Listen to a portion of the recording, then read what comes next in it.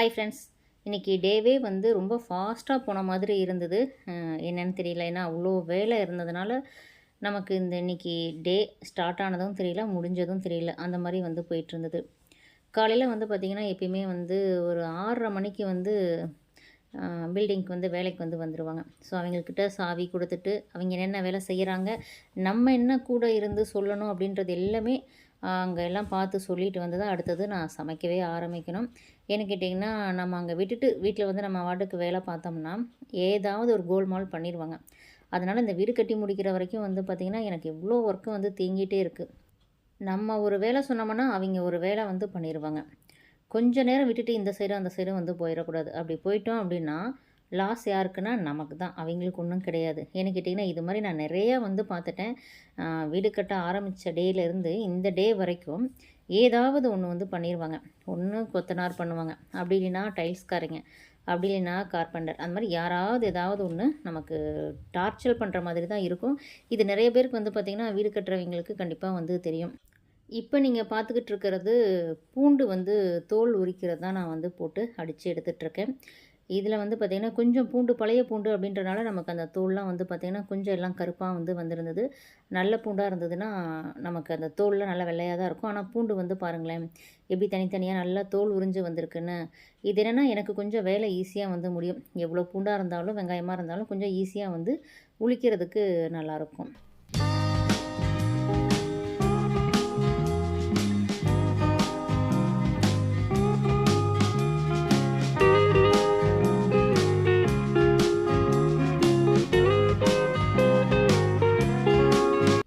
என்ன சமைக்கிறதுனே தெரியாமல் வெங்காயம், பூண்டு இதெல்லாம் தோல் உரித்து எடுத்து வச்சுருவோம். இதெல்லாம் தோல் உரிச்சிட்டோமேன்னு சொல்லி இதை வச்சு ஏதாவது பண்ணலான்னு சொல்லி ஏதாவது ஒரு சட்னியை வந்து ரெடி பண்ணிடுவோம். அந்த மாதிரி தான் நான் வந்து ஒரு பூண்டு சட்னி வந்து ரெடி பண்ணியிருந்தேன். ரொம்ப வேலையாக இருக்குது. இது இப்போ நின்று தோசையெல்லாம் ஊற்றுறதுக்கு டைம் இல்லை அப்படின்றனால இட்லி ஊற்றலான்னு பார்த்தா வீட்டில் இருக்கிறவங்க தொண்டையில் யாருக்குமே இட்லி வந்து இறங்க மாட்டேங்குது. இறங்கினாலும் இறங்காட்டியும் பரவாயில்லன்னு சொல்லி நான் இட்லி ஊற்றி வச்சுட்டேன்.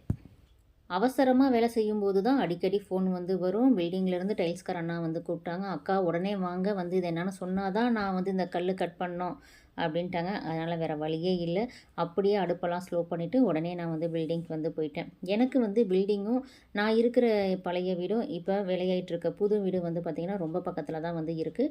அதனால் ஒரு 10 ஸ்டெப் எடுத்து வச்சாவே நம்ம பில்டிங்க்கு வந்து போயிடலாம். அந்த மாதிரி பக்கத்தில் இருக்குன்றனால அடிக்கடி கூப்பிட்டுட்டே இருப்பாங்க. அடிக்கடி போகணும். எனக்கு காலையில் வந்து பார்த்திங்கன்னா ரொம்ப நேரம் ஃபோன் பேச தான் டைம் இருக்கும். எனக்கு ஆன்லைன் கிளாஸ்லாம் வந்து இருக்குது. அதெல்லாம் வந்து நான் கொஞ்சம் ரிப்ளை பண்ணுறதும் இதனால் எனக்கு டைமிங் வந்து பார்த்திங்கன்னா கொஞ்சம் டைம் வந்து லேட்டாகி நான் ரிப்ளை கொடுக்குற மாதிரி இருக்குது. இன்னும் கொஞ்சம் நாளைக்கு இதெல்லாம் நான் வந்து பொறுத்து தான் போகணும். ஏன்னா நம்ம புது வீட்டுக்கு குடி போகிற வரைக்கும் இந்த மாதிரி வேலைகள் சில டார்ச்சர் இருக்க தான் செய்யும். கீழேயும் மேலேயும் ஏறும்போது இறங்கும்போது வந்து இந்த செடியெல்லாம் பார்த்துட்டு போகும்போது மனசுக்கு கொஞ்சம் திருப்தியாக இருக்கும். என்னதான் எவ்வளோ தான் டென்ஷனாக இருந்தாலும் இதெல்லாம் பார்க்கும்போது கொஞ்சம் ரிலாக்ஸாக இருக்கிற மாதிரி இருக்கும். நான் மணி பிளான்ட் தான் வந்து அதிகமாக வந்து வச்சுருக்கேன். ஒவ்வொன்றும் ஒவ்வொரு வெரைட்டியில் வந்து வச்சுருக்கேன். ஆனால் இதெல்லாம் புது வீட்டுக்கு போனதுக்கப்புறம் இன்னும் வேறு மாதிரி வந்து பண்ணணும். ஒரு கார்டனிங் மாதிரி வந்து பண்ணலாம் அப்படின்ற ஐடியாலாம் இருக்குது. ஆனால் அதெல்லாம் கொஞ்சம் பொறுமையாக தான் வந்து செய்ய முடியும்.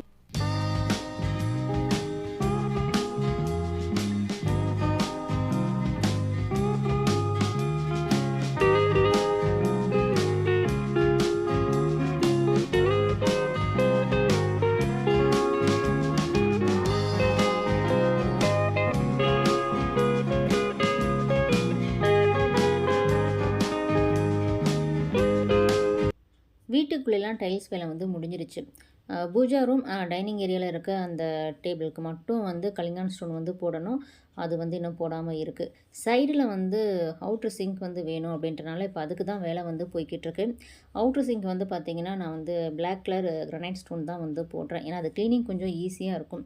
நமக்கு இந்த உப்பு தண்ணி இதெல்லாம் படும்போது ரொம்ப கரைப்படும். அதெல்லாம் இல்லாமல் நம்ம வந்து க்ளீன் பண்ணிக்கிறதுக்கு கிரனைட் வந்து நல்லாயிருக்கும். கிரனைட்டில் வந்து பார்த்திங்கன்னா கலரில் மற்ற கலர் அந்த மாதிரி கிரைன்ஸ் வந்து அதிகமாக இருக்கிறது, அது மாதிரி இருக்கிறதெல்லாம் கொஞ்சம் ரேட் கம்மியாக வந்து இருக்கும். நம்ம பிளாக் ஸ்டோன் வந்து எடுக்கிறோம் அப்படின்னா கொஞ்சம் ரேட்டு வந்து அதிகமாக தான் இருக்குது. ஆனால் பிளாக்கில் போடும்போது தான் நமக்கு பார்க்குறதுக்கு ரொம்ப நீட்டாக வந்து இருக்கும்.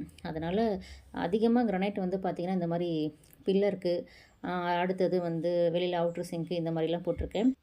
இப்போ பார்த்துட்ருக்கிறது புத்தா வந்து வச்சு இங்கே ஃபவுண்டைன் மாதிரி வந்து பண்ணலாம் அப்படின்னு சொல்லிட்டு அங்கே வந்து கனெக்ஷன்லாம் ஒயர் கனெக்ஷன்லாம் வந்து கொடுத்துருக்காங்க. ஏன்னா உள்ளே வந்து ஒரு லைட்டிங் மாதிரி வந்து பண்ணலாம் அப்படின்ட்டு ஐடியா பண்ணியிருக்கோம்.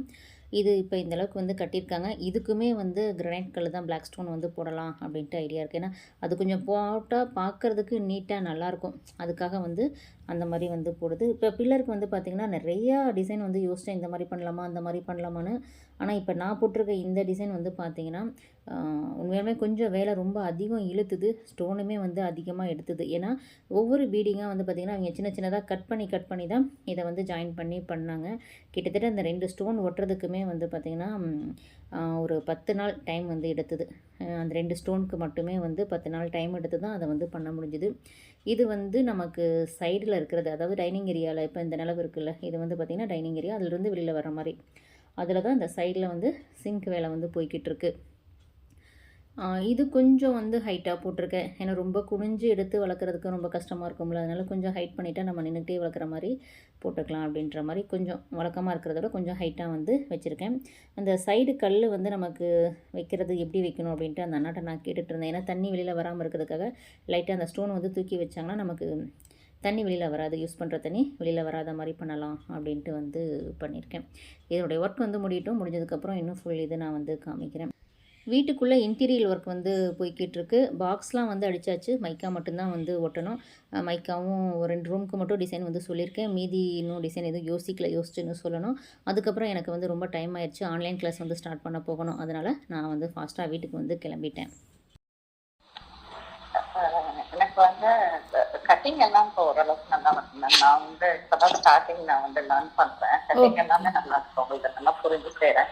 ஸ்டிச்சிங் டைம்ல வந்து எனக்கு அது கரெக்டா ஃபிட்டா வர மாட்டேங்குது, கொஞ்சம் லூஸ் வந்துருது. பேக் சைடு வந்து கொஞ்சம் தூக்கின மாதிரி வருது. நான் சைட் பிடிக்கிறப்ப எனக்கு அது கரெக்டா தான் வருது.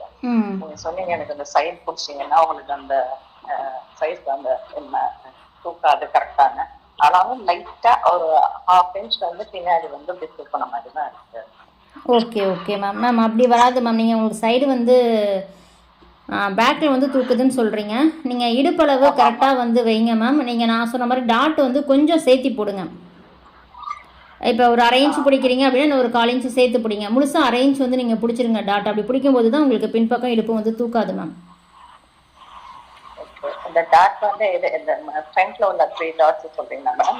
ஆமாம் மேம், பேக் சைடு உங்களுக்கு பேக் சைடு தானே தூக்குதுங்கிறீங்க. ஆமா, பேக் சைடு தான். நீங்க அந்த பேக் சைடு டாட் வந்து கொஞ்சம் சேர்த்தி புடிங்க. இடுப்பளவு கொஞ்சம் கரெக்டா வெச்சுக்கோங்க மேம். செஸ்ட் ரவுண்ட் வந்து எனக்கு வந்து 9.75 கிட்ட 10 கிட்ட வருது மேடம். ஓகே, முன்னாடி கரெக்டா இருக்கு. பட் எனக்கு வந்து இடுப்பு சைஸ் வந்து இடுப்பு வந்து 7.5 அவ்வளவுதான் இருக்கு. அப்ப அந்த சைடு கட் அந்த பேக்கும் இதுவும் சைடு ஜாயின் பண்றப்ப சைடு வந்து நிறைய பேக் சைடுல வந்து நிறைய வெளியே வர மாதிரி இருக்கு. Okay ma'am. நீங்கள் உங்களுடைய செஸ்ட் ரவுண்டு கரெக்டாக இருக்கான்னு ஒன்ஸ் வந்து உங்கள் பாடியில் நீங்கள் அளவிடுங்க, அப்பர் செஸ்ட்டு. அதுக்கப்புறமா நீங்கள் வந்து அதை வகுத்தல் 4 போட்டுட்டு அந்த ப்ளவுஸ் அளவு அதுவும் கரெக்டாக இருக்கான்னு பாருங்கள் மேம். ஏன்னு கேட்டிங்கன்னா நான் வந்து உங்களுக்கு, நீங்கள் எந்த குரூப்பில் மேம் இருக்கீங்க? Okay ma'am. அப்போ நீங்கள் என்ன பண்ணுங்கள், ஓகே நீங்கள் ரஃப் தையல் போட்டு நீங்கள் ஸ்டிச் வந்து பண்ணி பாருங்கள் மேம். ஏன்னா உங்களுக்கு துணி அதிகமாகுது அப்படின்னா நீங்கள் கட்டிங் பண்ணும்போதே மிஸ்டேக் பண்ணுறது, துணி எச்சா விட்டுறது, அளவு அதிகமாக எடுத்துறது, அந்த மாதிரி இருக்கும்போது துணி வந்து உங்களுக்கு அதிகமாக வாய்ப்பு இருக்குது. நீங்கள் எனக்கு சார்ட் பேப்பரில் ட்ராயிங் பண்ணி வாட்ஸ்அப் பண்ணுங்கள், நான் செக் பண்ணிவிட்டு சொல்கிறேன். Okay ma'am, okay, thank you ma'am. சொல்லுங்கள் மேம். எனக்கு அந்த ஸ்லீவ் ஸ்கேல் கொஞ்சம் எனக்கு வேணும் மேம். ஓகே மேம், ஓகே, எனக்கு நீங்கள் வாட்ஸ்அப் பண்ணுங்கள் மேம். Okay ma'am. அப்புறமா ஒரே ஒரு டவுட் மேம். சொல்லுங்க. நெக் ஸ்லாண்ட் லைன் சொன்னீங்கல, அது வந்து பிராடர் நெக் வேணும் போது மட்டும் தான் அந்த ஸ்லாண்ட் லைன் அந்த ஃப்ரண்ட் இதுக்கு போர்ஷன்ல டிரா பண்ணலாம் இல்லையா மேம்? ஆமா மேம், ஆமா. பிராடா வேணும்னா நீங்க பண்ணிக்கிங்க, இல்லைன்னா தேவையில்லை. அப்புறமா எனக்கு அந்த ஸ்லீவ் ஜாயிண்ட் பிடிஎஃப்பும் வரல மேம். அப்புறமா பேக் ஃப்ரண்ட் பிடிஎஃப்பும் எனக்கு நீங்க அனுப்பல, நீங்க அனுப்பியிருந்தீங்க, ஆனா எனக்கு டவுன்லோட் ஆகல மேம். எனக்கு மறுபடியும் கொஞ்சம் ப்ளீஸ் மேம் நீங்கள் குரூப்பில் மெசேஜ் வந்து போடுங்க, மற்றவங்க அனுப்பிச்சுடுவாங்க. நீங்கள் குரூப்பில் மெசேஜ் வந்து போடுங்க, இது மாதிரி பிடிஎஃப் வேணும்னு சொல்லி குரூப்பில். நான் ஆல்ரெடி போட்டேன் மேம், நான் யாரும் அனுப்பல மேம். சரி, இப்போ போடுங்க மேம், நான் செக் பண்ணுறேன். Okay ma'am, okay, thank you ma'am, thank you. Ma'am சொல்லுங்கள் மேம். இது பிளவுஸ்ல இப்போ நம்ம அந்த பட்டர் வச்சு தைக்கிறோம் இல்லைங்களா மேம்? ஆமாம் மேம். கை அதுக்கு நம்ம எக்ஸ்ட்ரா இது விடணுமா மேம்? தேவையில்லை மேம், தேவையில்லை. கையில இந்த இது வச்சு பிளவுஸ் ஓரளவுக்கு தைக்க மேம் நானு. இப்போ நம்ம எக்ஸ்ட்ரா விட்டு தைக்கணுமான்னு கேக்குறேன்.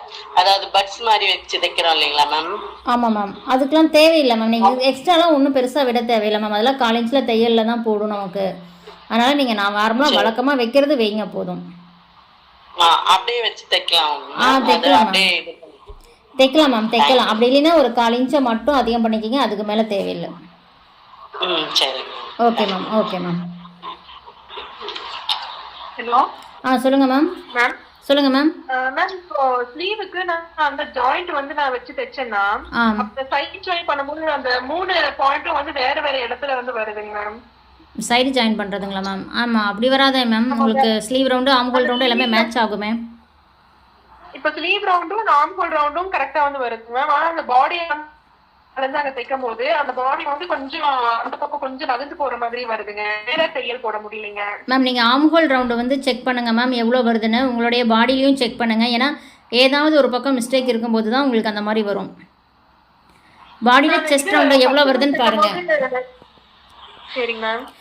அடுத்தது உங்களுடைய ஆம்ஹோல் ரவுண்டு பாடியில் எவ்வளோ வருதுன்னு பாருங்கள். என்ன மேம்?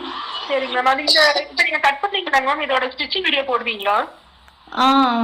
இது டைம் இருந்தால் வரும் மேம், இல்லைன்னா அப்படியே தைச்சிருவோம். அப்படிங்களா? எனக்கு அந்த ஸ்டிச் போட்டா தாங்க அந்த மாதிரி கொஞ்சம் தப்பா வருதுங்க. ஸ்டிச் இல்லாம அந்த ஸ்லீவ் வந்து ஒரே துணியில வந்ததுன்னா எனக்கு அந்த 3 சிசர் கட்டும் கரெக்டா வந்துருதுங்க, ஒரே நேர் கோட்ல வந்துருது. இந்த மாதிரி ஸ்லீவ் ஜாயிண்ட் போட்டு வைக்கும்போது இந்த மாதிரி கொஞ்சம் பிரச்சனையா வருதுங்க. ஸ்லீவ் ஜாயிண்ட்டுக்கும் அதுக்கும் சம்மந்தம் இல்லை மேம். ஸ்லீவ் ஜாயிண்ட்டுங்கிறது நம்ம துணி பத்துலேருந்து ஜாயின் போடுறோம், அவ்வளோதான். அது அந்த ஜாயிண்ட்டை போட்டால் அது நமக்கு அந்த துணி தேவையான துணி கிடைக்கும், அவ்வளோதான். மற்றபடி உங்களுக்கு ஜாயிண்ட், ஏன்னா ஒரு சில இதில் வருது ஒரு சில இதில் வரல அப்படின்னா நீங்கள் இழுத்து தைக்கிறதுனால அது மேட்ச் ஆகாமல் போக வாய்ப்பு இருக்குது மேம். என்ன மேம்? ஆமாம், நீங்கள் இழுத்து தைச்சிட்டிங்கன்னா உங்களுக்கு 1/4 இன்ச் to 1/2 இன்ச் வரைக்கும் உங்களுக்கு அந்த அளவு வந்து அதிகமாக போயிடும். இழுத்து தைக்காமல் இருக்கணும் அப்படின்னா நீங்கள் ஒரு ரஃப் தையல் போட்டு பண்ணுங்க, கரெக்டாக வந்து வரும். ஆமாம் ma'am. Okay okay ma'am, okay ma'am. Okay okay, thank you ma'am, thank you ma'am, thank you ma'am. Okay ma'am, thank you.